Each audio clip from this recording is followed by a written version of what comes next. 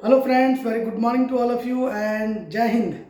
I most welcome again to all of you in my YouTube channel which name is Property School.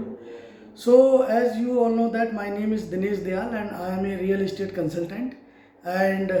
basically time to time I make video regarding any new update and regarding the knowledge of the real estate industry, yeah, real estate any development. So today I am here with my new topic. So I hope and I wish you all like my today's topic, and the topic is very interesting like previous were also. So today's my topic is which type of the property should buy a buyer firstly or first time. Yeah, we can say what kind of the property a buyer or investors should buy in first time. So friends, as I told you in my previous video, there are various type of the property like land, shop, factory or commercial, mixed use land. So as far as such kind of the properties are concerned, so buyer must look at the his budget or her budget first of all, or what is his long term or short term plan. So firstly we need to understand about such things. These are very valuable and very important things, because without making any plan, I always give the advice to investors or buyer, no one thing should buy, right? So as far as property buying or property investment is concerned, this is gigantic decision, right?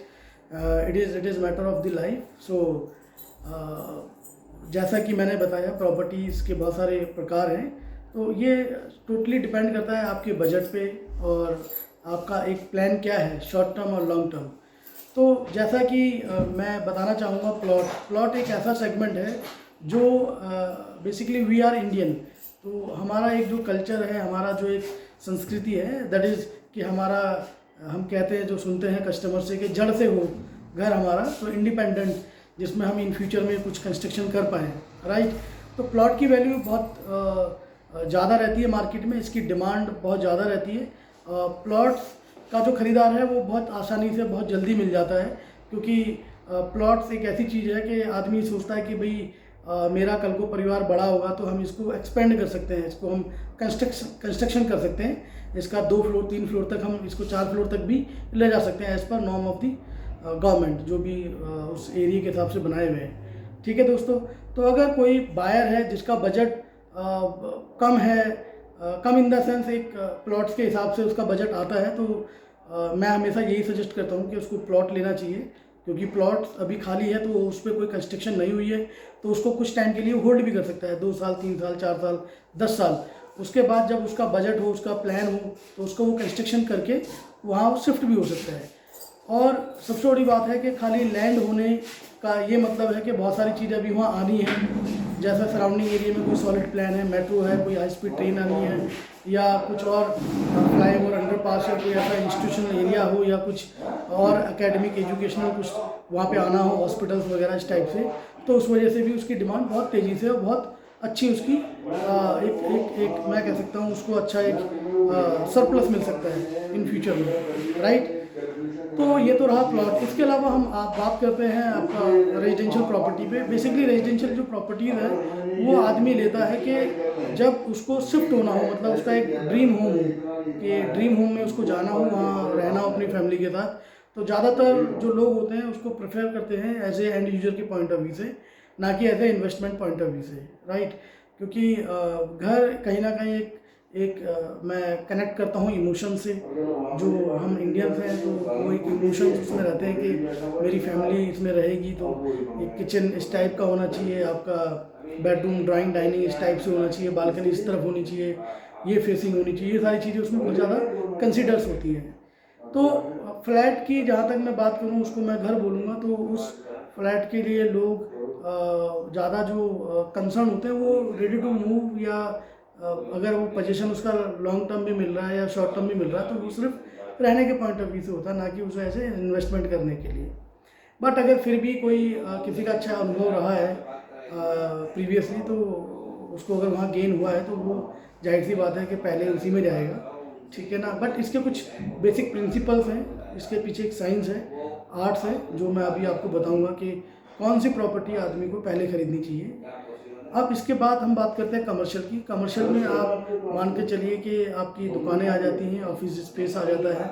और आपका कुछ ये जो बड़े spaces होते हैं, जैसे आपका जो रिटेल चेन के लिए चलते हैं, बिग बाज़ार हो गया, कोई फूड कोर्ट हो गया, या आपका हल्दीराम हो गया, इस टाइप से हो गया, या बैंक का स्पेस हो गया जो एक 4-5 हज़ार स्क्वायर फीट मिनिमम चाहिए होता है। तो ये जो सारे स्पेसेस होते हैं, ये एक बड़ा इन्वेस्टमेंट हो जाता है। तो इस इन्वेस्टमेंट को आदमी एक उम्र के बाद, एक एक्सपीरियंस के बाद ही लेता है, ना कि बिल्कुल इनिशियली तौर पे उसको लेगा, क्योंकि इसका एक जो बजट होता है वो ज़्यादा हो जाता है, प्लस इसके लिए कहीं ना कहीं एक एक्सपीरियंस भी चाहिए,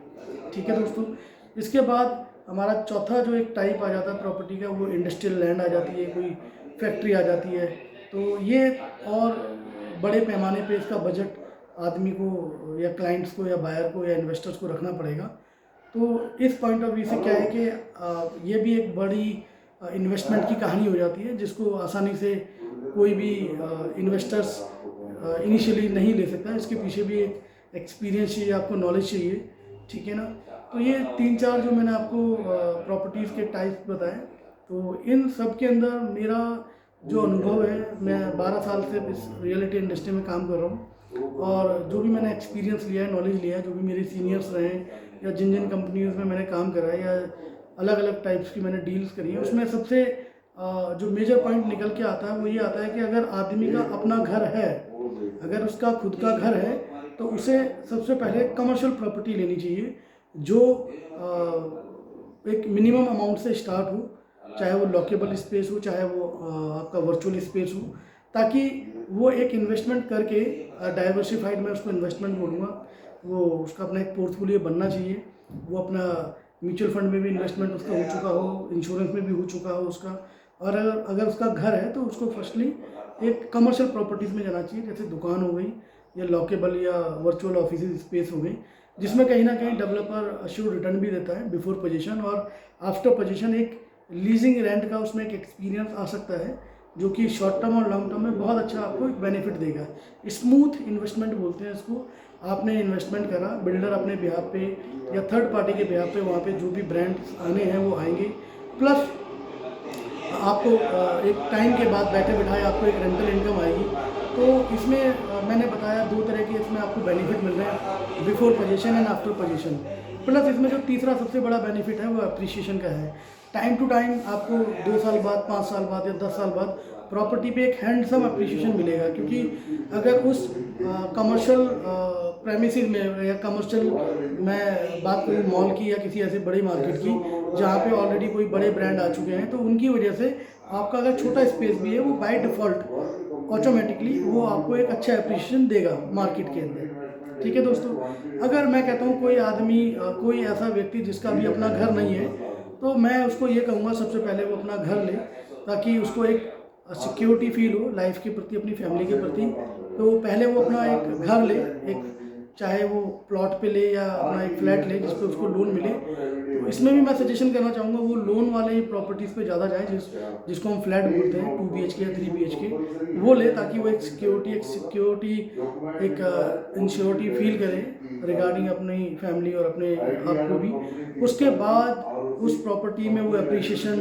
ईयर बाय ईयर लेगा, बाय डिफ़ॉल्ट वो आएगा 10 साल बाद, 20 साल बाद। अगर वो बाकी जिम्मेदारियों से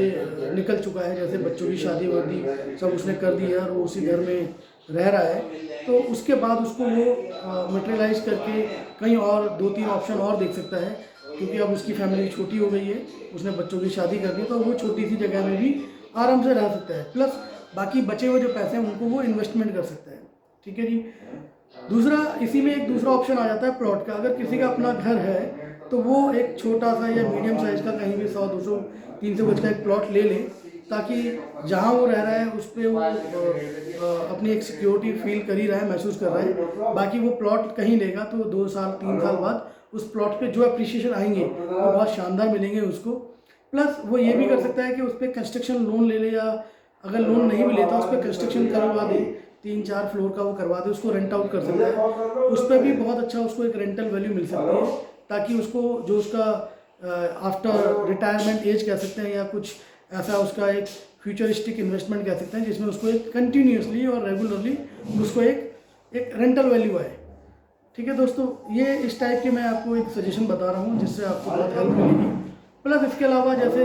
एक एज फैक्टर बहुत ज़रूरी इसमें मैं बताना चाहूँगा। एज फैक्टर का बहुत बड़ा रोल इसमें प्ले करता है, क्योंकि एक एज के बाद ही आदमी को एक्सपीरियंस होता है, नॉलेज होती है, ठीक है ना। उसके बाद उसके पास अगर पैसा अच्छा है तो वो बड़े जो भी प्रोडक्ट है उसमें वो जा सकता है, जैसे बैंकिंग स्पेस हो गया, या एटीएम का रेंटल वो लेना चाहता है, या कोई ऐसा बड़ा स्पेस लेके जिसमें हल्दीराम या बिग बाजार टाइप का हो, वो 4-5 लोग मिलके भी आपस में क्लब करके कंपनी बना के इस टाइप से भी वो इन्वेस्टमेंट कर सकते हैं, जिसका इन शॉर्ट टर्म इंस्टेंटली और लॉन्ग टर्म, क्योंकि इसकी लीजिंग जो होती है वो 15 से 20 साल 25 साल की भी होती है इन ऐसे जो बड़े ब्रांड होते हैं। तो इन बड़े ब्रांड्स पे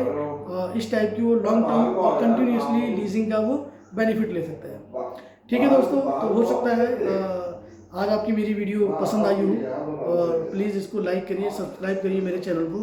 और प्लीज़ बेल का आइकन जो बटन है उसको भी दबाइए, ताकि आपको मेरी जो भी लेटेस्ट वीडियो उसका नोटिफिकेशन आ सके। मैं उम्मीद करता हूँ आप सभी सेफ रहेंगे, और प्लस अपना कोरोना वायरस से जो भी पेंडेमिक टाइम चल रहा है इससे अपने आप को बचा के रहेंगे। जो भी गवर्नमेंट्स के नॉर्म्स हैं, मास्क लगा के रखिए, सैनिटाइजर का पूरा प्रॉपर यूज़ करिए। तब तक के लिए आप सभी का तहे दिल से धन्यवाद, और वेट करिए मेरी अगली नई वीडियो का। और प्लीज़ मुझे ज़रूर सजेशन करिए कि मेरी अगली वीडियो किस टॉपिक पे होनी चाहिए, ताकि मुझे हेल्प मिले, और कोई इसमें आपको कमी पेशी लगती है तो प्लीज़ वो भी ज़रूर बताइए। तब तक के लिए आप सभी का बहुत बहुत धन्यवाद। जय हिंद।